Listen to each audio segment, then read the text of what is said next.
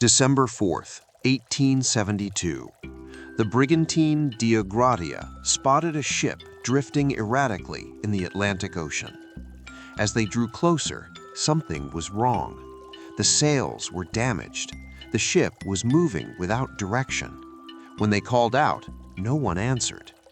They boarded the vessel and found it completely abandoned, food still on the table, personal belongings untouched. The ship's log ending abruptly 10 days earlier. But the crew, all 10 people, vanished. No signs of struggle, no distress signals, no explanation. The ship was the Mary Celeste, and what happened aboard remains one of history's greatest maritime mysteries. Where did 10 people disappear to in the middle of the ocean, and why? November 7th, 1872, New York Harbor. The Mary Celeste prepared for a routine voyage. She was a brigantine, a 2-masted sailing ship, 100 feet long, built for cargo transport. Nothing remarkable about her. Her captain was Benjamin Briggs, 37 years old, experienced, respected, a deeply religious man known for running a tight, orderly ship. This voyage, he brought his wife, Sarah, and their 2-year-old daughter, Sophia. It was meant to be a pleasant journey, crossing the Atlantic to Genoa, Italy. The cargo, 1,700 barrels of commercial alcohol, denatured, meaning poisoned, undrinkable, used for industrial purposes, worth over $35,000. The ship was heavily insured. The crew numbered 7 men, all experienced sailors. The first mate, Albert Richardson, the second mate, Andrew Gilling, 4 experienced seamen, and a cook. 10 people total, enough to handle the ship safely. On November 7th, the Mary Celeste set sail. The weather was good. Captain Briggs was optimistic. He wrote to his mother, "We shall have a fine time." That was the last anyone would hear from him. Coincidentally, another ship left New York 8 days later, the Gratia, captained by David Morehouse, an old friend of Captain Briggs. The 2 ships were headed in the same direction across the Atlantic, but the Mary Celeste had an 8-day head start. December 4th, 1872, nearly a month into the voyage, Captain Morehouse aboard the Gratia spotted a ship about 6 miles away. At first, it seemed unremarkable, but something caught his attention. The ship was moving strangely, zigzagging, drifting without purpose. Some sails were set, others torn and flapping wildly. No one was at the helm. Morehouse watched for 2 hours. The ship never corrected course. No crew appeared on deck. Finally, Morehouse sent his first mate, Oliver DeVoe, and 2 men to investigate. As they rowed closer, an eerie silence hung over the ship. They called out. No response. They boarded. What they found would haunt maritime history. The ship was deserted. 3.5 feet of water in the hold, not enough to sink her, but concerning. The cargo hold hatch was open. Several feet of water sloshed in the lower deck. In the captain's cabin, the scene was surreal. The furniture was wet but orderly. Personal belongings remained. The captain's log sat on his desk, the last entry dated November 25th, 10 days earlier. It simply noted their position off the Azores Islands. Nothing unusual, nothing that explained what happened next. In the crew quarters, they found clothes neatly hung, boots lined up, personal effects exactly where sailors would leave them. The ship's chronometer was missing, an expensive navigation instrument, but everything else remained. On deck, the ship's compass was destroyed. The binnacle, the housing that protects the compass, was damaged. One of the ship's pumps had been disassembled, as if someone was trying to measure the water in the hold. Why? Then they noticed something chilling. The ship's single lifeboat was missing. The ropes that secured it were cut, not untied, but cut, in a hurry, as if the crew abandoned ship in a panic. But why would they abandon a seaworthy vessel and fail to take their lifeline with them? Devoe and his men sailed the Mary Celeste to Gibraltar, the nearest port. When they arrived, authorities immediately launched an investigation. Nothing about this made sense. The Attorney General of Gibraltar suspected foul play. Had the crew been murdered? Was this insurance fraud? Piracy? The ship and cargo were worth a fortune, but the evidence didn't support any obvious crime. In the cargo hold, investigators found something peculiar.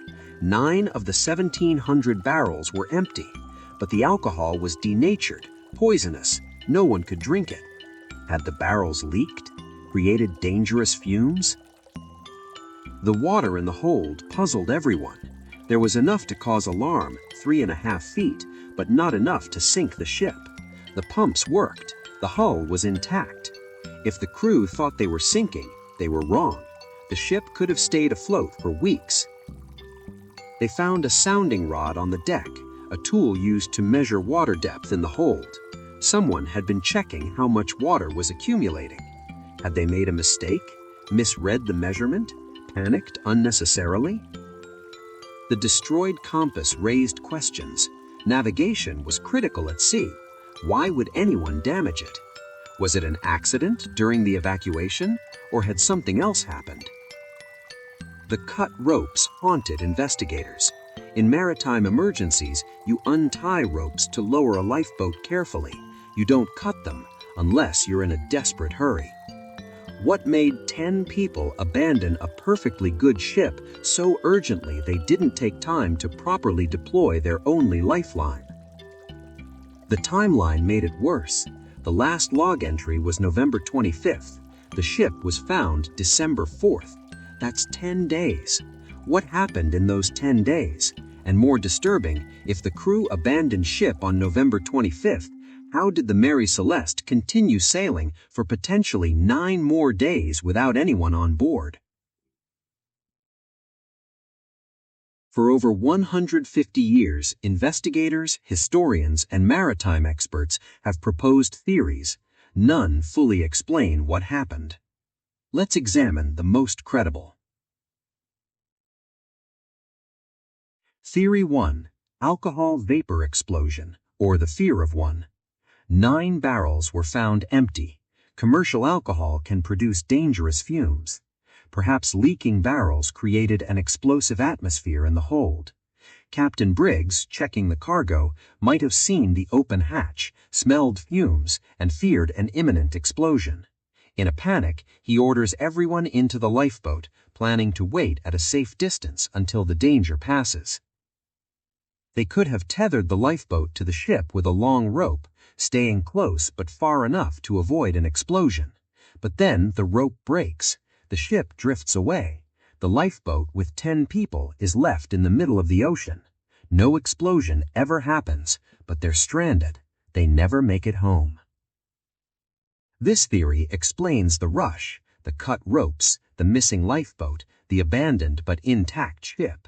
But there's no evidence of explosion damage, and why didn't they take more supplies? Theory 2. A seaquake, an underwater earthquake. The area where the Mary Celeste was found is seismically active. A seaquake could create sudden, violent waves without leaving visible damage. Imagine the ship lurching violently. Water surges into the hold through the open cargo hatch. The crew panics, thinking they're sinking. They abandon ship. But once in the lifeboat, they realize the ship isn't sinking. It's too late. They're separated. The Mary Celeste drifts one direction, the lifeboat another. They're never seen again. This theory explains the sudden panic and the water in the hold. But why was the cargo hatch open? And could a seaquake really convince experienced sailors to abandon a seaworthy vessel? Theory 3. A tragic mistake. Someone checks the water level in the hold with a sounding rod, but the rod gets stuck in the pumping mechanism. When pulled out, water rushes out, making it appear there's much more water than there actually is. The sailor reports to Captain Briggs, "We're taking on water fast. We're sinking." Briggs makes a split-second decision. With his wife and young daughter on board, he won't take chances. Abandon ship now. They rush into the lifeboat, but the ship isn't sinking. The water stabilizes. They realize the mistake, but they're already adrift. The Mary Celeste sails on. They're lost at sea. This theory supports the sounding rod found on deck and the disassembled pump. But would Captain Briggs, experienced and careful, really abandon ship without confirming the damage? Theory 4. A mutiny. The crew overpowers Captain Briggs and the officers. They kill them, throw the bodies overboard. But then what? Pirates would take the valuable cargo. Mutineers would sail the ship somewhere. Instead, the cargo remains and the ship drifts empty. This theory doesn't hold up.